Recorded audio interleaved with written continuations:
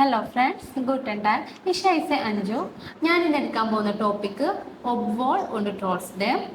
ഒബ്വോൾ ഉണ്ട് ട്രോട്സ്ഡേം ഉപയോഗിച്ച് ഒരു സെന്റൻസ് എങ്ങനെ ഫോം ചെയ്യാം, അതിന്റെ പ്രത്യേകതകൾ എന്തൊക്കെയെന്നാണ് ഞാൻ പറയാൻ പോകുന്നത്. ഒബ്വോൾ എന്ന് പറഞ്ഞാലും ട്രോട്സ്ഡേം എന്ന് പറഞ്ഞാലും അർത്ഥം ഒന്ന് തന്നെയാണ്. ഇംഗ്ലീഷിലാണെങ്കിൽ ഓൾ ദോ അല്ലെങ്കിൽ ഈവൻ ദോ, മലയാളത്തിൽ പറയുകയാണെങ്കിൽ എങ്കിലും എന്നിരുന്നാലും.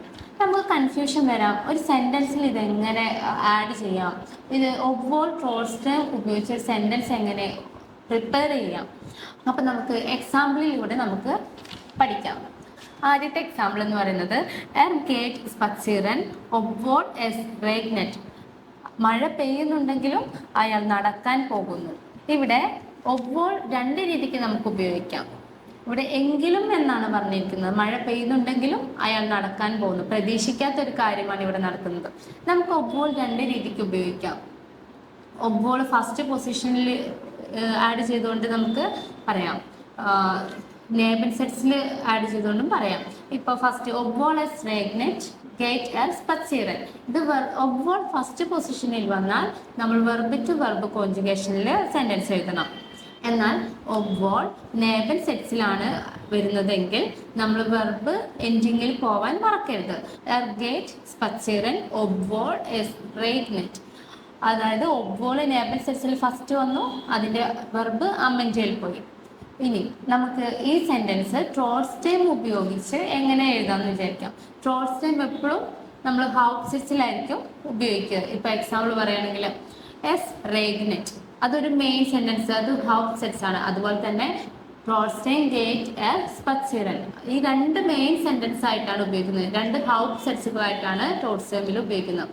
എസ് റേഗ്നെറ്റ് ട്രോട്സ്ഡേം ഗേറ്റ് എർ സ്പച്ചിറൻ. മഴ പെയ്യുന്നു എങ്കിലും അയാൾ നടക്കാൻ പോകുന്നു. എങ്കിലും എന്ന അർത്ഥമാണ് ഇവിടെ വരുന്നത്.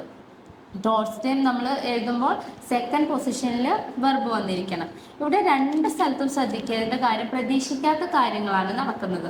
പ്രതീക്ഷിക്കാത്ത ഒരു കാര്യം നടക്കുമ്പോൾ നമ്മൾ ട്രോട്സ്ഡേം അല്ലെങ്കിൽ ഒബ്വോൾ യൂസ് ചെയ്യുന്നു. നമുക്ക് ഒബ്വോളിൻ്റെയും ട്രോട്സ്ഡേമിൻ്റെയും പ്രത്യേകതകൾ പഠിക്കാം. ഒബ്വോൾ verbindet einen Hauptsatz und einen Nebensatz. ഒബ്വോൾ കണക്ട് ചെയ്യുന്നത് ഒരു നേബൻ സെറ്റ്സിനെയും ഹൗസ് സെറ്റ്സിനെയാണ്. ഉദാഹരണം, എസ് ഗേറ്റ് സ്പച്ചിറൻ ഒബ്വോൾ എസ് റേഗ്നെറ്റ്.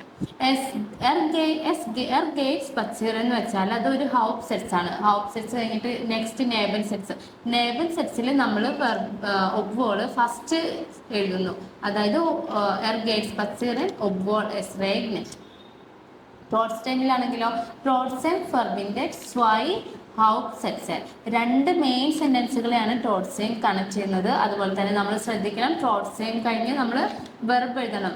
ട്രോട്സ്ഡേം ഫസ്റ്റ് പൊസിഷനിൽ, പിന്നെ സെക്കൻഡ് വെർബ് എഴുതണം. ട്രോട്സ്ഡേം കഴിഞ്ഞാൽ നമ്മൾ വെർബ് എഴുതും. ഒബ്വോൾ നമ്മൾ നേബൻ സെറ്റ്സിൽ എഴുതുമ്പോൾ വെർബ് എൻഡിങ്ങിൽ പോവും. അല്ലെങ്കിൽ ഒബ്വോൾ ഫസ്റ്റ് പൊസിഷനിലിട്ട് എഴുതുകയാണെങ്കിൽ വെർബ് ടു വെർബിൽ നമ്മൾ സെന്റൻസ് എഴുതും.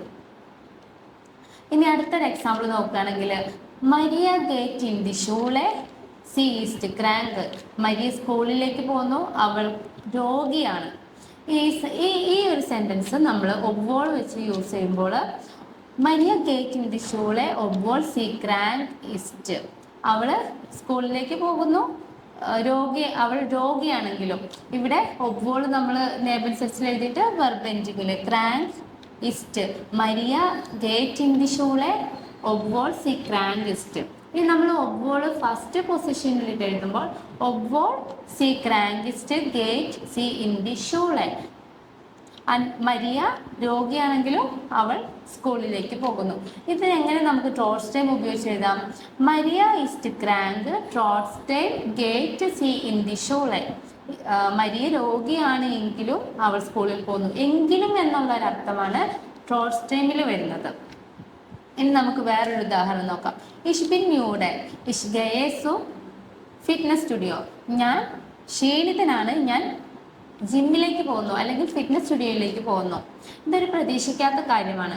അപ്പോൾ ഈ സെന്റൻസ് നമ്മൾ എങ്ങനെ ട്രോട്സ്ഡേമിൽ യൂസ് ചെയ്യാം?